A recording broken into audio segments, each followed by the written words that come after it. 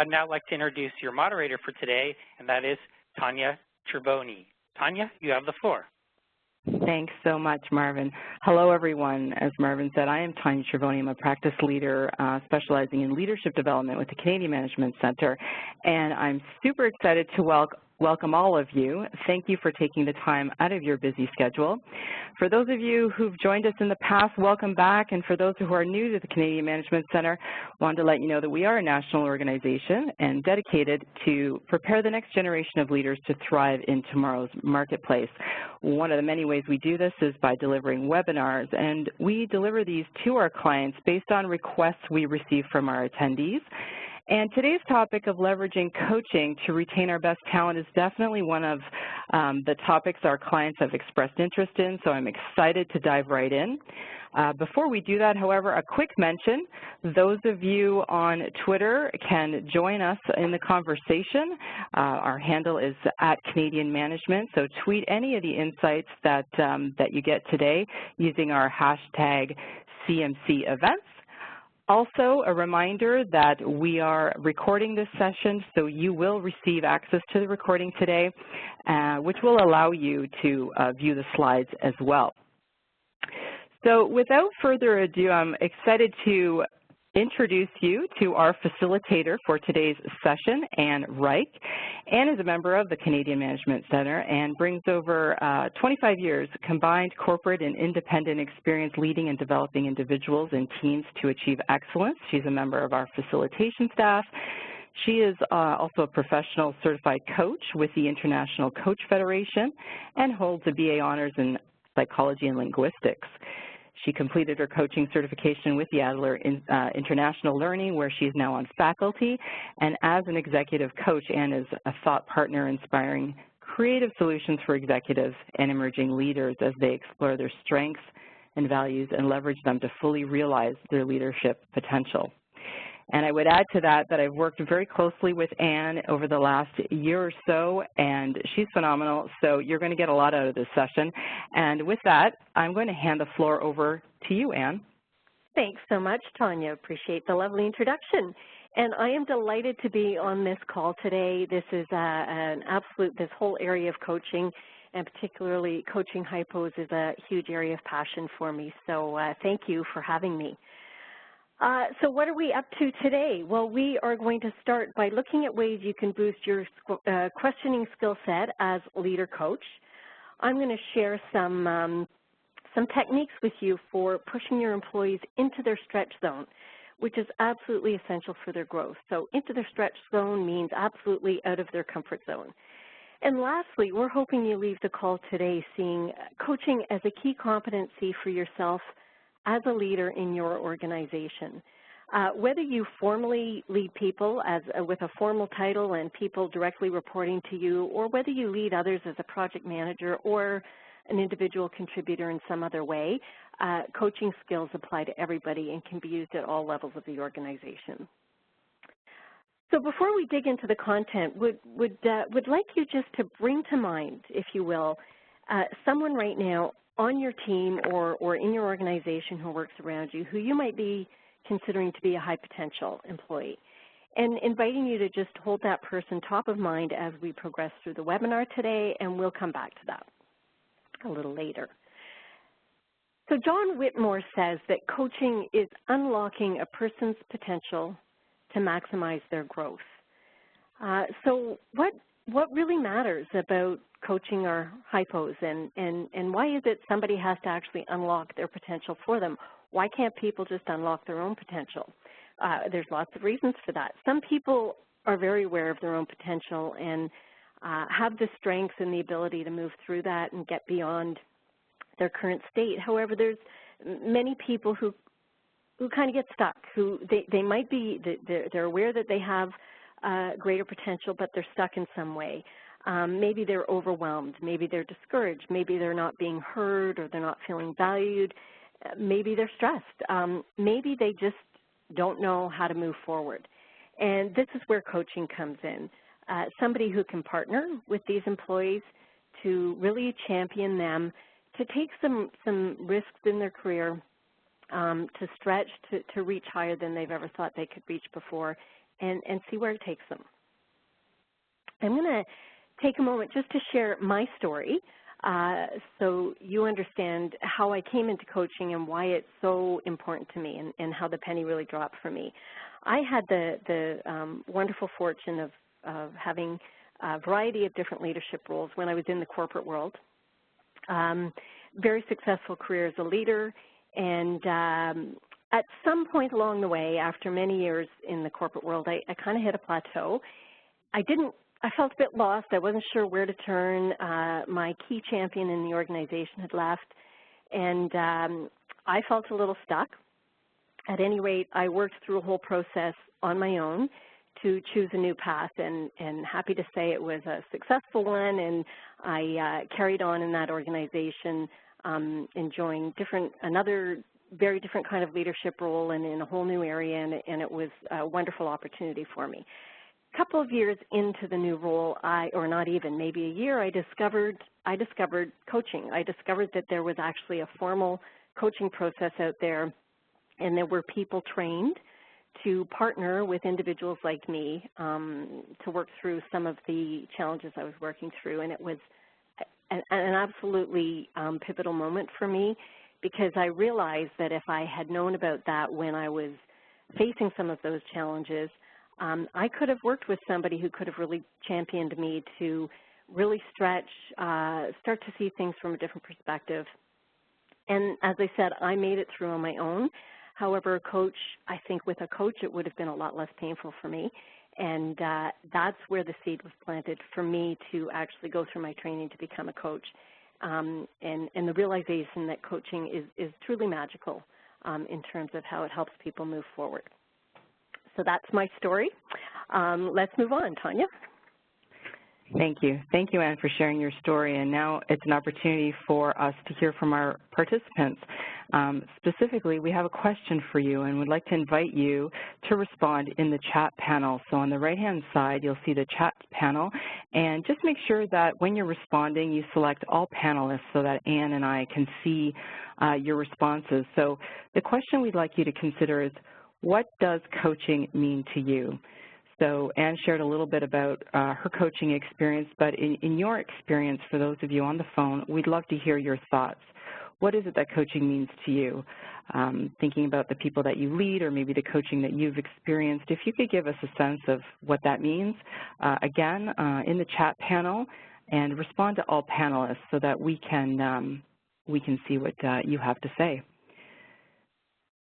So I can see here already Vanessa is sharing, it's bringing along the next generation of leaders, guiding, helping people to succeed, empowering or supporting someone to reach their potential. That's great, perfect for today's topic. Empowering my team to feel that they're able to make decisions on their own. Helping others to achieve their goal, motivating employees, stretching them. Okay, you are in the right place today to hear more about that. Anything else jumping out to you, Anne? I saw the word empowering in here. Oh, and there it just popped up again, empowering others to really take accountability for their growth and their success. Mentoring to replace my role, coaching somebody to take that big leap into a new role, the promotion that's waiting. Yeah, lots of great stuff here. Yeah, a ton of great stuff. Boosting people up, I love it. Perfect. Building confidence in others, yeah.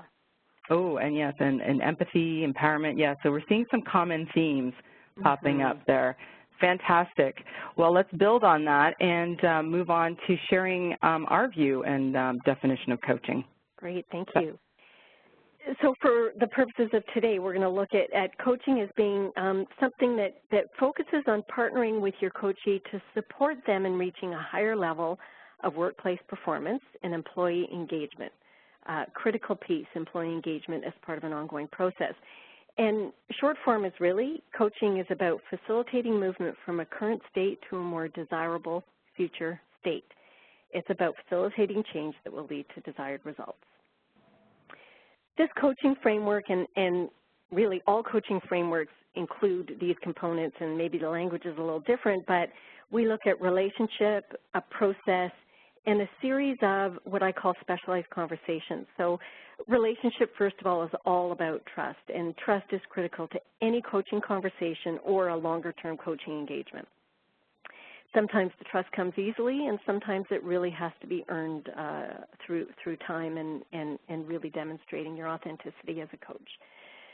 The process really is what is the container or the map, so to speak, that we use to guide us in these specialized conversations.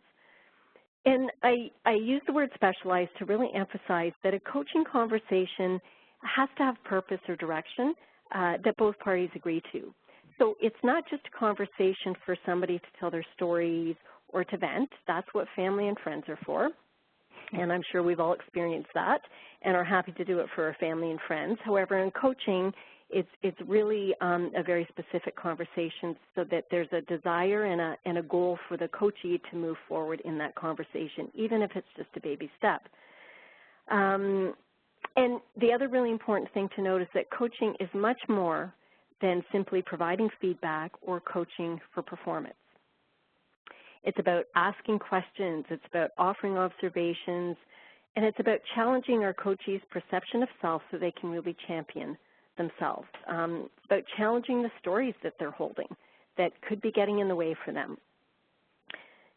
Bottom line is it's about supporting our coachees to acknowledge, embrace, and leverage the strengths that they have within them, the strengths that they're going to access in order to push themselves forward to be the best that they can be. Many of the coachees that I work with know deep down that they have much greater reach than they're actually demonstrating or potential, and they're just not sure how to access it or how to get there, and that's where coaching really helps them get out of their own way, so to speak. That's great, thank you. And I think at this point, we would love, again, to hear from our participants.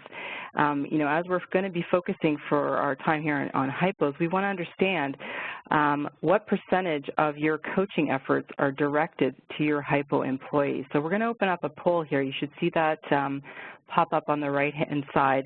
And again, how much of your time are you directing to your HiPos? Is it less than 25%, roughly 26 to 50, 51 to 75, or are you dedicating most of your coaching efforts to your high-potential employee population? We're going to give you a couple seconds here to respond to that, and then we'll be taking a look at our results. Any wager, Anne? What do you think where we're going to fall out here? Based on experience, or maybe that would be a, we don't want to give that up. Anyone, of course. That's it. I mean, my hope is that we see a lot of Ds most of the time, and the reality says that it's probably lower just because of all the pressures that people are feeling in the workforce these days. And I suspect leaders, it may not have sort of come to grips with the short-term pain for the long-term gain that comes with coaching. It feels sometimes like it takes a lot of time, and it's truly an investment that will pay off in the long run. So it takes that commitment to carve out the time and the energy now for it. Yeah, that's a very good point, because I think it's easy to go into reactionary mode and maybe put out fires and focus your attention on those who are struggling, as opposed to the investment over the long run, as you say. Yeah. So I'll be curious to see where we fall out. I think we can probably close up the poll there, please, Marvin, and it's going to just take a few seconds to tabulate, and we'll see what folks are saying. Sorry, I was just going to comment that so often when I'm teaching coaching skills to people, that's the most common point of resistance is, well, I don't have time. Why wouldn't I just tell them the answer if I have the answer? Why wouldn't I just tell my HiPo how to do it rather than putting them through all that effort? When we can save time. That's one of the most common objections that I hear. And that will really loving, well, we're loving that not everybody, so we're seeing the results here are in. 38% of folks are saying less than 25%. However, that's matched with 38% that are saying option B, from 26 to 50% of the time, and then we've got 17% spending over half of their time. And we do have 6% of our population today saying that they're spending most of their time coaching their HiPos. So, you know, we want to shift that a little, but I think that's not too bad. What do you think, Ann? Yeah. Well, congratulations to all of you for coaching some, because it's got to start somewhere. And our hope today is that we will, as Tanya said, shift your perspective a little on the investment, the return on investment that you'll get out of spending more time with your HiPos. Perfect. Yeah, thank you. All right. Let's move along here. Okay, so this quote, the single most important managerial competency that separates highly effective managers from average ones is coaching. And based on the results we just saw from the poll, this may surprise some people. However, it's absolutely critical. Leadership, as we know, has been changing for many years and at a very rapid pace. The old paradigm was what we call heroic leadership, which was leader as boss, expert, problem solver. And in the early part of my career, I learned leadership through experience as opposed to actually taking leadership courses. And as a young leader, I modeled my leadership style on what was being modeled to me by my own leaders. And I believed that I needed to be the expert and solve my employees' problems for them. And how exhausting that was to be the person that I thought had to have all the answers all of the time. Very exhausting. So over time and through my own personal discovery and experiences with more coach-like leaders that I was having access to, I began to see the emerging paradigm of leader as coach, as facilitator, leader as helper, partner, even servant. And we mean that in terms of servant leader. How can we support you as leaders to be the best that you can be? And how incredibly empowering that was for me, and more important, for the employees who were under my leadership and the employees around me in the organization. More and more organizations are relying on leaders to develop this next generation of talent. It's not going to happen automatically. And the organizations are counting on these leaders to maximize the potential of employees, to leverage development to support employee retention, because we all know how expensive it is to recruit new people, train them, get them up to speed.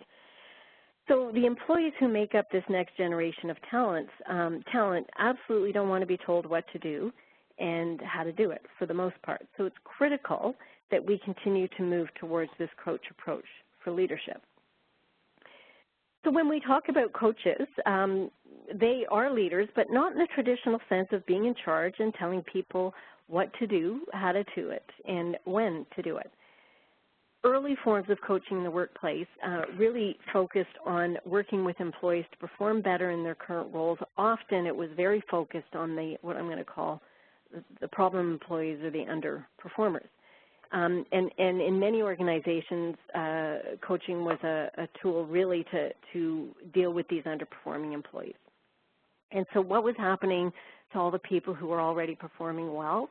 In many respects, they were kind of being ignored and taken for granted. So today, in our workplace today, coaching is no longer just about coaching for performance and development. It's now about pushing beyond the present day to focus on building for the future.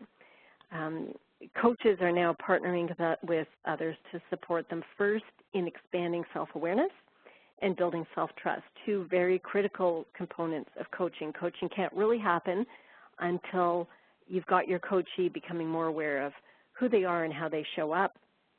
And through that, they start to build more self-trust in terms of the choices they're making, and they create greater choice for themselves. Coaches are also helping to identify the barriers to success for these coachees, supporting the coachees to come up with their own creative solutions and letting them figure out for themselves what to do, how to do it, and when to do it. Let's take a look now at developing this next generation of leaders. So the role that coaching plays in this next generation in the development of these leaders is absolutely critical. We're generalizing a little here, however. Our research tells us that the Gen X employees really expect their organization to invest in their growth, and they want feedback and they want leadership. However, they're not quite as vocal about their needs and wants as the millennials are. The millennials are really craving the attention and learning opportunities typically from their leaders to support their development. They're looking for coaching and collaboration and mentoring, and they are truly, this generation is really motivated by learning and results. And they, as you may have noticed, they receive a great deal of media attention, or I'm sure many of you on the call are millennials yourselves, and it's so much in the media, and the millennials tend to be more vocal about what they want, and the millennials are on the cusp of actually outnumbering the Gen Xers in the workforce. And so that makes the millennials a little bit like the youngest child, while the Gen Xers sit somewhere between them and the baby boomers. So really important for us not to neglect our middle child. There are just as many HiPos there as there are in the millennials. And it's so important that we really ensure that we keep them engaged, all of our employees engaged, and support them to really reach their potential and beyond through coaching, through mentoring, through stretch assignments. We won't talk about the Gen Z yet. They're just entering the workforce, and I'm sure we'll have another workshop for you in another year or two as we get our arms around how to lead that group. Sounds like a great idea. Yeah. Give you a little bit more work to do, Tanya. Thank you. I'll start working on it now. Yeah, okay, good stuff. So let's look at the drivers for coaching, some of them anyway. We know, again, through our research and through what we see in the workplace, that coaching benefits our organizations, it benefits our leaders and the employees, and therefore there's a really strong business case for coaching. Definitely there's a strong correlation between a well-founded coaching culture and the growth in revenue of a strong market performance. So coaching is not just about a positive, strong culture or a healthier work atmosphere, although those are absolutely wonderful benefits of coaching. It is actually related to the hard bottom line results. So for leaders, the benefit is beyond having better employee achievement or performance. If we look at some of the macro trends out there that are posted up here on the slide, they all point to coaching becoming increasingly important for leaders. If we look at the emerging generations, as we just discussed, how critical is it for us to coach them to achieve at the level that we know they're capable of. A virtual workplace, a whole new shift out there in the workplace. How do we coach around that? We've got retiring baby boomers, and we want to get our next generations ready to step into their shoes and bring their talent to that level. There's the war for talent, to name a few, ongoing every day. When we go to work, there's somebody trying to take our really qualified employees from the organization. So how do we come up with creative ways to deal with all of these changes? How do we champion these employees to really ask for what they need in order to do their best work and ready themselves to take on the new challenges and fill that gap that's being left by our retiring boomers? So much of my work as an executive coach is about partnering with my coachees to deal with this rapid pace of change around them. And sometimes my coachees are frustrated and feeling stuck. They know they have much more to offer, and they feel like they're not getting the opportunities. They're perhaps not being valued, not being heard. I've worked with employees who are incredibly talented and have made huge contributions to their organization, and they're actually on the cusp of leaving because they feel they aren't moving forward and not getting the opportunities to grow. So through coaching, and keep in mind I'm coaching the employee, I don't have access to coach their leaders because the assignment is about coaching this employee. Through coaching, they've developed strategies perhaps to adapt their communication style so they can be heard by their leaders and those around them. The point being so that they can expand their positive influence and earn the opportunities that will stretch them to grow there in that organization, so they want to stay in the end and they don't have to leave in order to get the next opportunity. So bottom line is it's really about re-engaging our HiPos to keep them there, to keep them challenged, to keep them growing, and to really help them determine how they want to show up in order to really earn the opportunities and be heard, so they can get the opportunities that they know they're more than capable of taking on. In the end, it's really about a win-win for the organization and for the employee. So let's look at how do we actually identify these HiPo employees. Perhaps easier said than done. I want to take a moment now to really distinguish between high performers and high potentials, HiPos. The high performers stand out in our organizations. We can see that the high performers consistently exceed expectations. Typically, these are the management's go-to people for difficult projects because they have a track record for getting the job done. We might call these high performers the anchors in the organization. They're great at their job, they take pride in their accomplishments, but they may not have the potential or the desire to succeed in higher level roles or to tackle more advanced work. The high potentials, on the other hand, are birds of a different feather. High potentials have demonstrated initial aptitude for their technical abilities and have future potential to make an impact. That comes out of an article called, I don't have it handy right now, and I'll get back to that. Maybe, Tanya, we can just quote the article later for people to look at. In short, though, these HiPos can do more for the organization, possibly much more, and there's a caveat, and that is that sometimes the high potentials are actually consistently low performers. So it sounds like a real conflict, but I'm sure many of you have come across these people and you look at them and say, this person can do so much more, they're capable of so much more, and yet they're consistently low in their performance. So those are people we may not want to focus on in our coaching. We're going to talk about that a bit more in a moment. So two reasons why it's really difficult to identify our high potentials. First, high performance is so easy to observe that it drowns out the less obvious attributes and behaviors that characterize the HiPos, like people who really demonstrate competency around change management, learning capabilities, conceptual thinking. Secondly, few organizations actually codify the attributes and competencies that they value in their ideal employees. And that means that our managers don't really know precisely what to look for in order to assess the high potential. So as a result, these managers focus exclusively on performance, and that is a really huge missed opportunity in the workplace.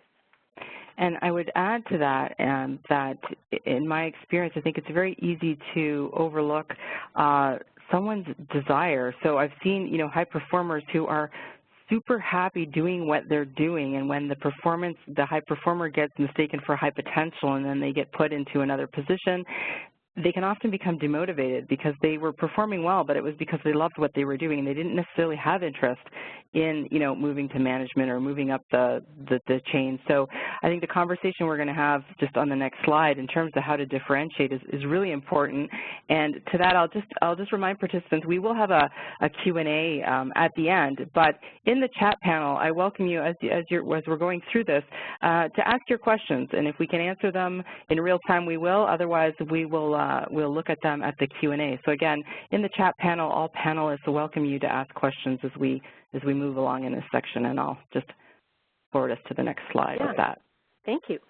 Let's take a look at this matrix that we've put together to gain some greater insight into our performance and potential employees. So if we look first at the vertical axis, that's all about performance. So it's the skill and the efficiency. It's what we can see fairly clearly on the surface when we're observing somebody do their work. The horizontal axis is all about potential, so this is perhaps even what you see below the iceberg. If you think about the iceberg theory, it's through observation, through understanding and having conversations, we're going to learn about that person's desire for growth and desire for development and improvement, and we're going to see certain competencies really showing up. Let's take a look first in the bottom left here, the low potential, low performance. So all of these employees will benefit from coaching, regardless of where they sit on this matrix. So really want to emphasize that. There isn't anyone who won't benefit from coaching, provided they're open to it. So what are we coaching around for this bottom left corner? We're really coaching to performance. What is holding these people back from performing their roles to the level of expectation that we need from them? And this might be somebody who's brand new to their role, brand new to the organization, and they just don't have the skills. There might be some very clear gaps, some new skills that they have to learn. Let's take a look at the next box. So top left, these people demonstrate low potential, but they're high performers, perhaps the person that Tanya just described. And what are we coaching to here? Really, we're coaching around this person's growth. And again, we want to have some conversations to understand what is it they want. Do they want to grow? Do they want some change? Do they want to take on more responsibility? So really important to really get to know that employee and understand what it is that perks them up, so to speak. Bottom right, we're looking now at somebody who really demonstrates high potential but low performance. So what's that person all about? We see the potential in them. Maybe they're not in the right role. Maybe they have no interest in the work they're doing, and yet if you put them in a role where there's energy around it, you're going to see a jump, a rise in their performance. So we're going to coach them again. We want to understand them. We also want them to understand themselves. Here's where this expanding self-awareness is so important. And we're going to coach to performance. What is the skill gap, and how can we help close that gap so that they can move their performance up? And then, of course, we get to our high potential, high performance employees. This is where we're really focusing today on this webinar, and these are the people that we really want to offer the stretch opportunities to. Give them the opportunities to really reach beyond what they're currently doing and who they're currently being. So how do we assess that? How do we figure out if somebody is a high potential employee? A few questions to guide you here. I won't read them all, but does the employee show initiative? What do they do on an ongoing basis to promote their own learning? Are they receptive to feedback? And how do they respond to change? So some of the questions that you can hold in your mind as you think about the HiPos or who you think might be HiPos in your organization. When I think back to some of the people that I was privileged enough to have on my team when I was in the corporate world, these questions really do sort of fit the mark for helping to identify who the high potentials are. If I look at somebody who comes to mind, I'm just going to call him Bob. Bob was somebody who I knew I could count on to get any job done. He was eager to do the work. He was eager to take on extra work and even do overtime if needed to earn some extra money. And it was very clear that the work he was going to take on he wanted it to be within his scope. He was not one to step out of his comfort zone. Even if I had conversations with him about that, he really loved what he was doing, and he really had no desire to move on. When I then look at somebody else who was a longtime member of my team, I'm going to call her Jane, I could use all the same words to describe her and add to that she was somebody who, when she didn't have an answer, she would do her own research. She would try to figure it out herself before she came to us for my help or somebody else's. She often came to me to bounce some new ideas off of me. She looked for industry committees that she could get on so that she could really raise her exposure in the company and in the industry. And she was just very interested. It was so clear to me that she had competencies that were indicative of a future leader. So that was somebody identified as high potential. So did she need coaching to maybe smooth out some rough edges? Absolutely, and that was part of her ongoing development as well.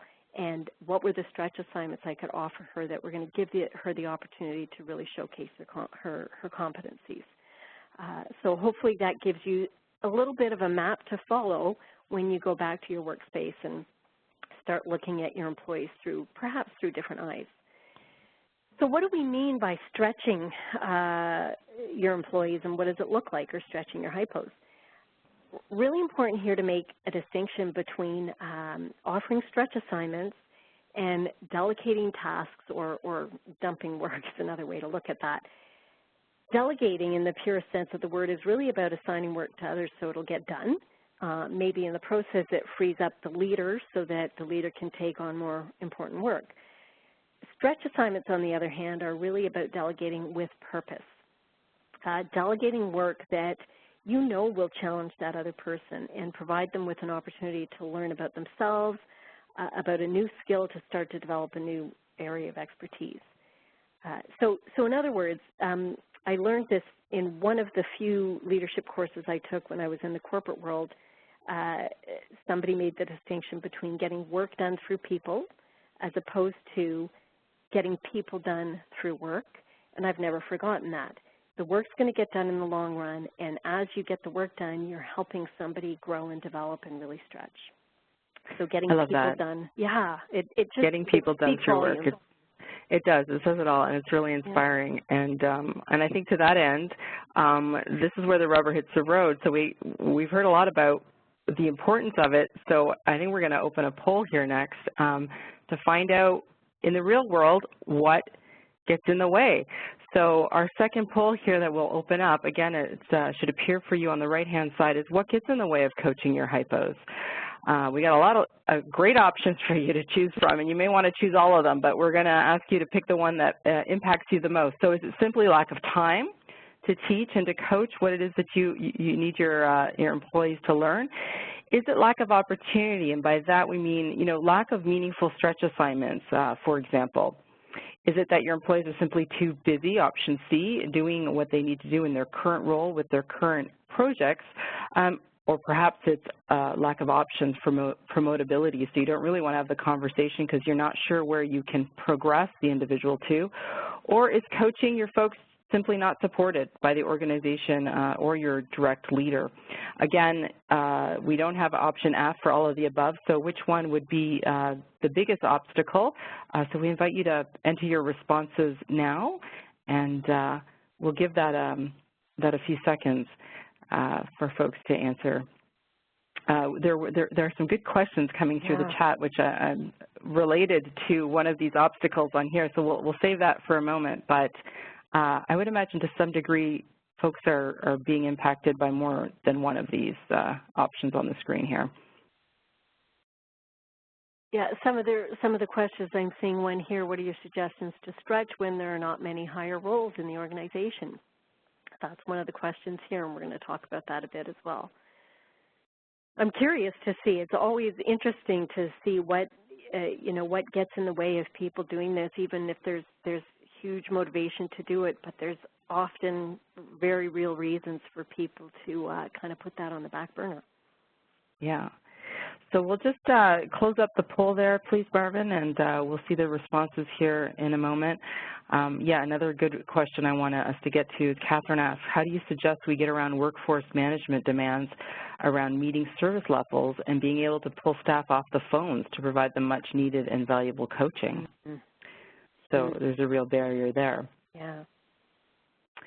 But those results should come through, and here we are. So in the first place, option C, employees are simply busy with their current role and projects at 33%, followed closely by lack of options for promotability at 31%, and then lack of time coming in third place, and then lack of opportunity at 70%, and not supported by my leader or company at 4%. Oh, I'm happy to see that very low percentage on the not supported by my leader and company. That's great news. Absolutely, yeah. So, I think everybody kind of understands, or most organizations understand the value, but, people are simply really, really busy. But I wonder, Anne, to that question that we did raise from Catherine around, meeting service levels, kind of speaks to their, they're busy on the job, they're on the phone, and how do you get the buy-in to pull them off the phones to provide that valuable coaching? Would you have any comments there? Absolutely. And this is, I totally relate to that because I am very familiar with call center culture. This really becomes, it's about a strategy and it's about a coaching culture, and I know all the algorithms that are in the background to make sure that the phones are answered and people are on the phone and a certain number of minutes for every call, and all of that is all analyzed in the background. And so it's about really realizing the value that comes out of carving out the time for coaching, positioning it in the organization, and then creating that culture that will support it, which means how do we allow for people to get off the phones for a certain amount of time to be coached? Because in the long run, it's truly going to pay off. It's going to pay off for the organization. It's going to pay off for the leader and for the employee. I don't mean to make it sound, to minimize the challenges that come with it. I'm suggesting that we have to take a bigger picture when we look at that kind of a challenge, take a bigger picture sort of view on it. So I hope that gives ideas, Yeah, part of the bigger plan, absolutely. Well, let's talk a little bit more about the stretch assignments, and I see that there are some other great questions, so we'll come back to that as we go along or in the Q&A, so we'll just move ahead here. Okay. So the last, we've added a bullet to this slide now, and this is about seeking opportunities to keep your HiPos engaged in order to retain them. So how do you seek these opportunities? Well, it does take time and energy as the leader to think of what these opportunities are to empower the employee to grow. And again, your goal is to keep them fully engaged and to retain them with the organization so they can grow and keep contributing to the organization. And sometimes it's about, let's just go back for one moment if we could, Tanya. It's about being vulnerable as the leader as well, having to let go of your own fears. So sometimes you've got to give stuff to, or give assignments, stretch assignments to people, and it's not going to be done exactly how you want it done. So there's a bit of letting go of control that has to happen, and that's hard when something's at stake. So recognizing that that's a tough thing to do, and it's a growth opportunity for the leader as well. It's also really important to create a safe space for our employees to embrace these new challenges and let them know that it doesn't have to be perfect. Let them know that you've been in their shoes before, too, taken on new assignments and been scared of the outcome and wanting it. You know, they don't want to let you down as the leader. So how do you create that safe space and show a bit of your vulnerability as well? That's really good, and I wonder if that relates in any way to this question coming in from Diana. How do you handle a HiPo where they acknowledge the need to stretch but then continue to do nothing even after offering suggestions to be more efficient, to be a higher performer? So I'm a little I don't know if the person is perhaps afraid to stretch. When I read that question the first time, I was thinking, you know, maybe they see the opportunity, but maybe they're afraid of failure. I don't know if that's the case from reading that question, but how would you respond to Diana there?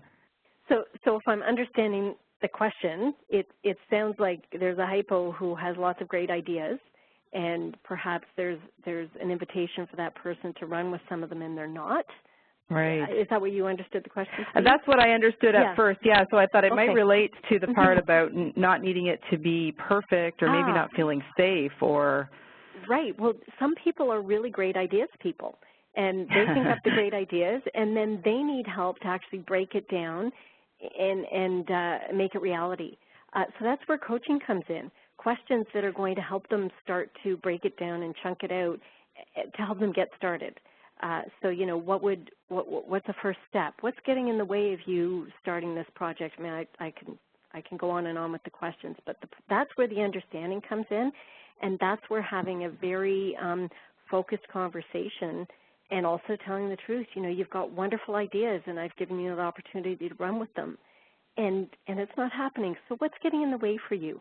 And really important to do that kind of a conversation without judgment. Right. So really breaking it down and having clear accountabilities as well. And, lack of judgment. Perfect. Yeah.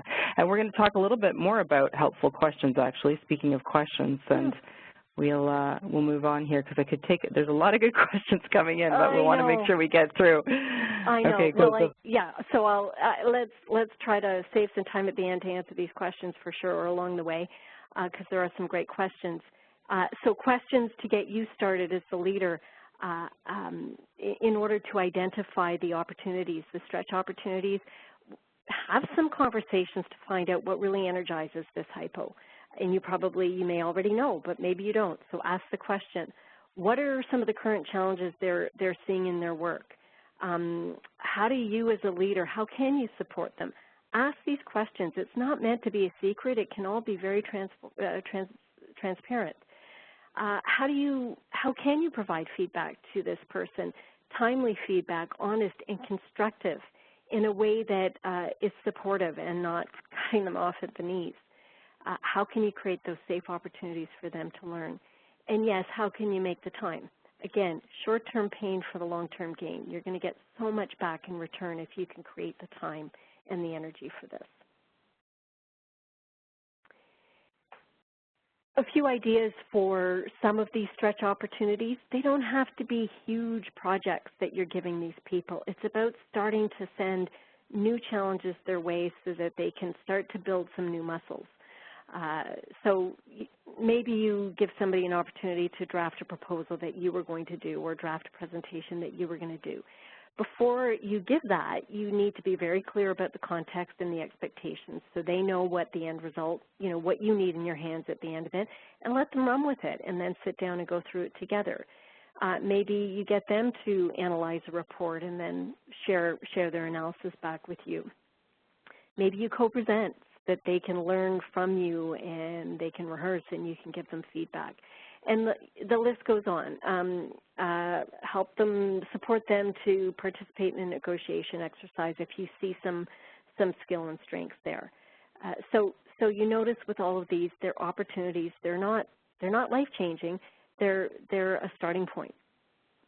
And again, really important to let go of the reins a bit and let them run with it, and then do a debrief afterwards. And I guess depending on the assessment we did, like if you think back to the grid, we'll determine, whether you do the ones that may seem more like baby steps versus really being able to release the reins based on, their past performance and their interest and confidence. Yeah. Yeah. You have to have some trust in them, and they have to have trust in themselves. So, following the coaching, the stretch opportunity, it's really important to connect back with the coachee and then have these coaching conversations to touch base. Find out in a facilitative way what went well for them, what did they learn, what would they do differently next time, what's another way they can think about the current challenge they're dealing with. Based on this experience, what do you want to work towards now? What are you more excited about because you worked on this opportunity? So I hope by now you're seeing a theme in these questions, which is they're all open-ended. And I'm quoting a wonderful quote that says, I add the open-ended part, but open-ended questions are the breath of life for a conversation. As soon as you ask closed-ended questions, you're trying to lead somebody to a certain place, and it's usually your own agenda. So really encouraging you in all your conversations to use open-ended wording, what and how, and that's going to expand the conversation and give people the opportunity to really tell you what they're thinking and feeling as well. Just want to touch on this. I'm not going to go into any great detail here, but we talked about earlier the framework, which is a relationship, a process, and a series of specialized conversations. Establishing a coaching culture really requires discipline and a meaningful process, and it really requires commitment to build trust and rapport and a belief that others are truly capable of growth. In coaching, we talk about holding our clients as creative, resourceful, and whole. And what that means is we don't need to fix them.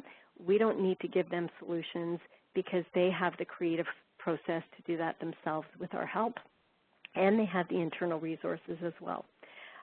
So just notice there's a framework here. We go into much greater detail in our coaching skills for effective leadership. Just want you to know that it's out there and there is a formal process to follow for coaching. All right, so to summarize, we want to come back to the focus of this webinar, which is about coaching your HiPos to keep them, because We know that research has shown us that your ability to really build that employee loyalty can be directly linked to your ability to coach those employees to achieve their potential. So again, how do we do that? We create safety for them, a safe space for them to stretch and grow. We push them outside their comfort zone, not to the fear zone, but to the stretch zone. And then eventually the comfort zone, old comfort zone becomes the new, or vice versa. The stretch zone is the old comfort zone. We provide ongoing feedback, which is critical. We boost their confidence, and we are their champion. And often we're seeing their potential before they even see it themselves. So important for us to tell them what we're seeing in the way of strengths and acknowledge them for the strengths that they bring every day to their work. We promote a growth mindset. So that means we hold the philosophy that a mistake is only a mistake if there's no learning from it. Otherwise, let people make mistakes that are not losing the company millions of dollars or putting anyone in danger. You all know what I'm talking about there, but nobody's going to do it perfect the first time. And so important to celebrate their successes, the small successes and the big ones. Take the time to celebrate, because people are hard on themselves and they're not doing that for themselves. And equally as important, celebrate your own successes as leaders using a coach approach. Notice when you walk away from a conversation and you got the other person to do their own thinkings and come up with some of their own solutions. So a few key points for you to keep in mind as we get close to wrapping this up. And I'm thinking to celebrate their successes. I know it sounds crazy for most organizations, but I'm hearing more and more about organizations that are celebrating failure. I mean, in order to create the safety, and so I'm thinking about that. Like, so I have a 5-year-old, and one of the questions I ask her at the end of her kindergarten day is I ask her a couple questions, but I always ask her about the mistakes that she made. And I'm like, so what big mistakes did you make today? And we laugh, because really, if it's not safe to make mistakes, you can't grow. So, obviously, if it's like losing millions of dollars for the organization, no one's going to be jumping for joy. But as we said, if we're giving those incremental assignments where it's sort of safe to have some failure, acknowledging failure as an attempt towards success, and as we know, some of the most successful people in the world have just been individuals that, quote unquote, failed many times on the road to get there. So I love that concept too. And there's actually a book out there, I don't know who wrote it, but it's called Fail Forward, which is a beautiful title in and of itself, Fail Forward. Yeah, and I can't think of the author either, but I've come across that title as well. As we have a few minutes for some Q&A, and I'm looking at this 5th bullet point, be their champion, and it's making me wonder about a question by Erica, and whether being a champion sometimes means managing up, because Erica asks, how do you manage coaching when your manager delegates her projects onto you? Seems like there's not enough time because deadlines for projects are more important, according to my manager. So I'm wondering, Anne, whether being a champion sometimes means, in Erica's case, being able to manage up to her manager to allow her to have the time to manage her people, or to coach her people, if I'm making sense. Right. So this is about, it sounds a little bit like Erica's wanting to champion herself, which of course is the ideal. And what are the kinds of conversations that Erica might have with her manager to start to ask for what she needs? Is that the question you're hearing as well, Sonia? Yeah, I think it sounds like Erica's not getting what she needs, but then also because it sounds like because her manager is dumping on her, she can't find the time to coach her people. So if she has HiPos, for example, on her team, she needs to manage her manager so that she can create time not only for herself, but also for those high potentials that she may risk losing if she's not able to develop them. So it kind of has to push up. So what I'm hearing there is this sort of takes us back to our drivers for coaching, and there's so many reasons or ways to position coaching in an organization. Erica, it sounds like there's an opportunity for you, if you can carve out the time, and you would need your manager's support for that, for you to be able to delegate, so offer some of the work that's being given to you, perhaps even offer stretch assignments to some people around you.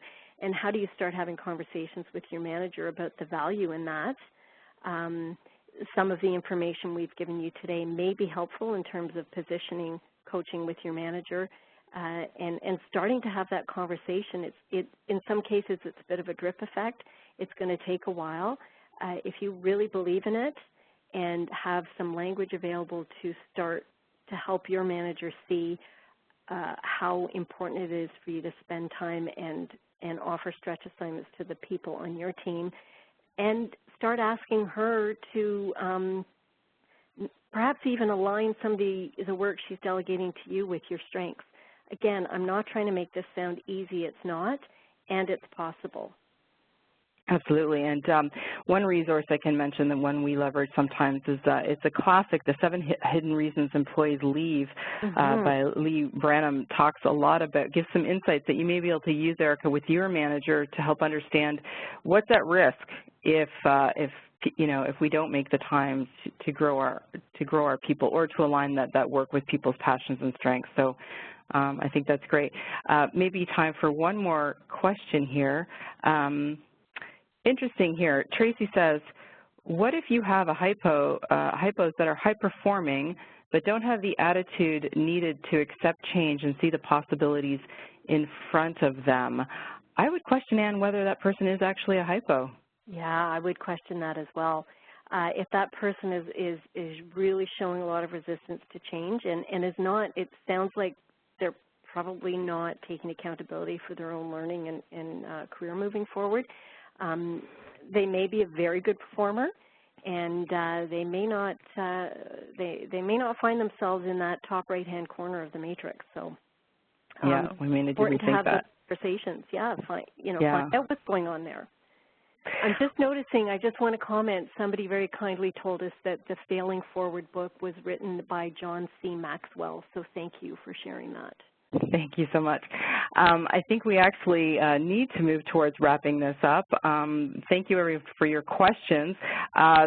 Related, we are interested in hearing from you on other webinar topics. So feel free. There might, be occasion based on not having enough time today to do some kind of follow-up topic. So in the chat panel, please share any ideas you have for future topics. We'll also be asking you to complete a short survey once we wrap up. There'll be another opportunity for you to share your thoughts for any future sessions. Do want to bring your attention to the related programs we make available to this topic. So you can see that information before you on the screen. You can obviously check it out on our website as well at cmcoutperform.com. Also, important for those of you who are seeking PDU accreditation, the Canadian Management Centre is a registered education provider with PMI, so today's session is worth 1 PDU credit. Please take a moment, if this applies to you, to jot this information down on the screen so that you can claim your PDU in the leadership category. To find out more in terms of future webinars and other events, again, cmcoutperform.com. And finally, just another word of thanks, Anne, for leading us through such an interesting and lively conversation. And thank you to all of you for participating today, for your thoughtful questions. And this really concludes our session. I thank you all for being here, and we very much look forward to meeting you again in a future session. And thank you very much, Tanya, for hosting, and all of you for your wonderful questions and your participation today. Thank you. Thank you.